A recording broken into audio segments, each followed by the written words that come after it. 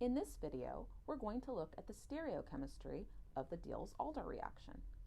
Notice that when we have a cis dienophile, the groups are going to be on the same side. When we have a trans dienophile, the groups are going to be on opposite sides. In the cis example here, we only have one product. That's because we have symmetry in the molecule. So if both of the electron withdrawing groups are on top, you would get the same product as when they're both down. Hopefully, I can convince you that this is the case. I'm going to draw the product with the two aldehyde groups down.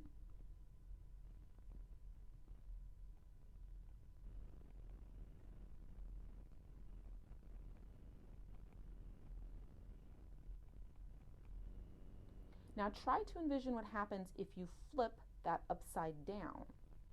When you do that, it is exactly the same as the product shown. Hopefully you can see that in the trans example down here, the two products that are formed are enantiomers of each other. In these examples, notice that we don't have any groups on the diene. So let's look at that next. If we put a group on the diene, now we also have to worry about the stereochemistry at that position. We already know that if we have two groups in the dienophile, they will have the same orientation on the product. So if they're on the same side in the dienophile, or cis, they're going to be on the same side in the product. And so these are cis, and they are on the same side in the product. Now we have to think about what their orientation is with respect to the groups attached to the diene. And that's where the endo rule comes into play. The endo rule tells us that the endo product is favored. In the endo product, the electron withdrawing groups in the dienophile are opposite the CH2 group, highlighted here in orange.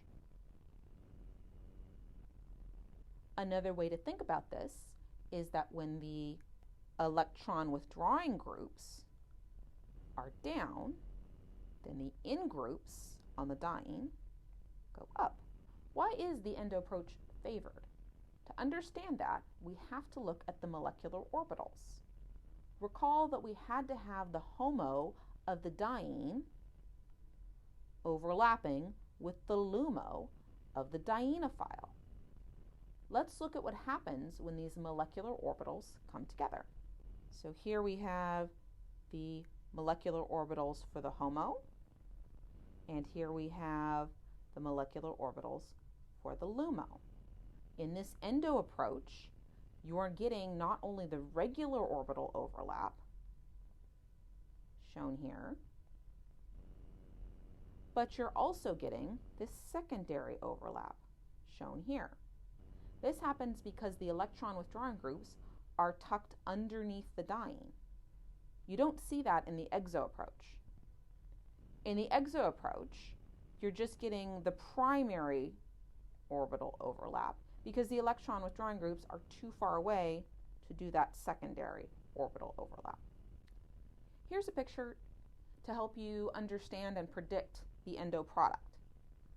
We're going to call the groups on the inside of the S-cis conformation the in groups. And those go up when the electron withdrawing group goes down. Anything that's connected to the outside of the diene, when it's in the S-cis conformation, is going to be pointing down.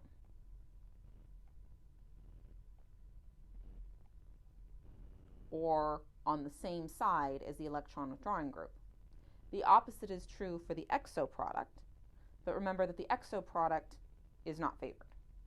In the exo product, the electron withdrawing group and the in groups are on the same side. So in the endo product, remember the in groups go up, the out groups go down, and the electron withdrawing group goes down. Or the in groups and the electron withdrawing group are on opposite sides. Here's another picture showing how the endo product is formed. You can see the in groups here going up, and the electron withdrawing group going down.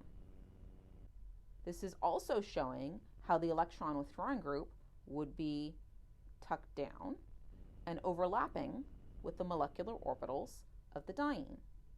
For the formation of the other enantiomer, the dienophile approaches from the other side. In this case, notice that the electron withdrawing group is still down and the in groups are still up. You're just getting the dienophile approaching from the other side. And this approach forms the other enantiomer. Here's a detailed example where we can put all of this together. First, we have to predict the correct orientation, or regiochemistry. That means we have to identify where the positive charge buildup, or the delta plus, is on the dienophile. Then we have to identify where the negative charge buildup, or delta minus, is on the diene. That means we have to draw out the bad resonance structures. Remember that we push electrons up onto the electron withdrawing group, and we push electrons down from the electron donating group. Let's quickly draw this out.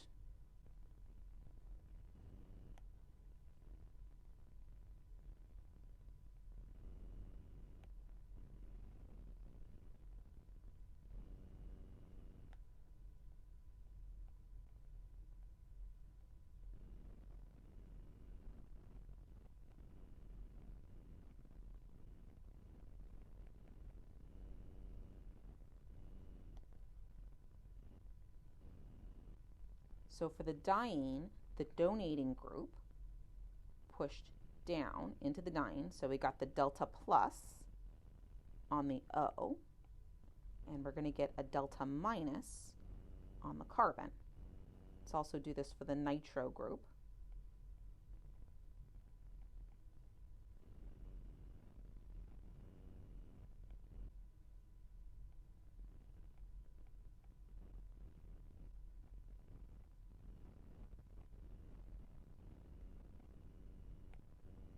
So this tells us that we're going to have a delta plus on the carbon and a delta minus on the oxygen. If we line these up, it's going to look like this.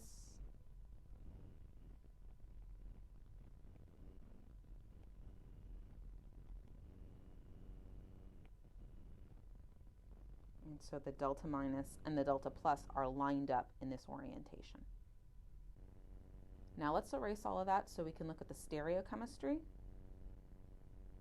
Remember that when the electron withdrawing group, in this case the nitro group, is down, that means the in groups will be up. In this case, the in groups are two hydrogens. Let's draw those in.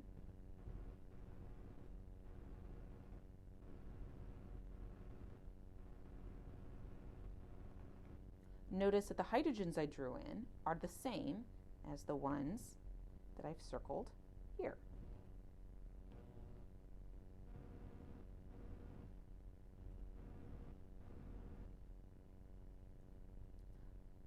So those are the in groups that are going to point away from the electron withdrawing group. To get to the other product, we have to look at the other approach. Again, the in groups are going to be up, and the electron withdrawing groups are going to be down. So this is the product that we see. That is the enantiomer of the first product we looked at, and it is the same as the product shown up here.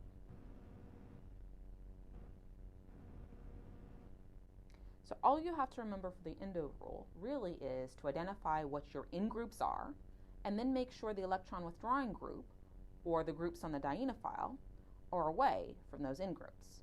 When the electron withdrawing groups are down, the in groups are up. And don't forget the enantiomer if there is one. That's a common mistake, and you will lose a couple points in the exam if you forget it.